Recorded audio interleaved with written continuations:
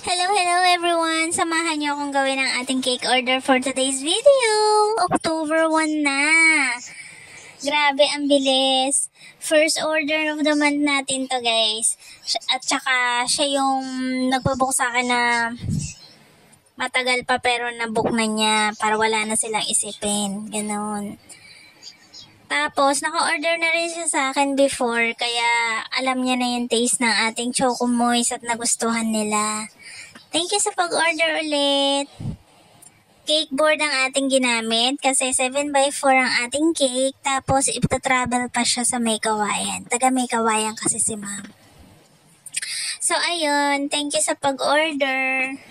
Ang kanyang color or ang design niya is pa-ombre color. Ayan. Yung una niyang sinend na design sa akin, dark green. Ito, parang forest, ganun. Ito, tapos binago niya yung color, ganyan na lang daw. So, ayan, di ba cute din naman? Ang cute din ng color niya. Tapos, ayan na yung kanyang finished look.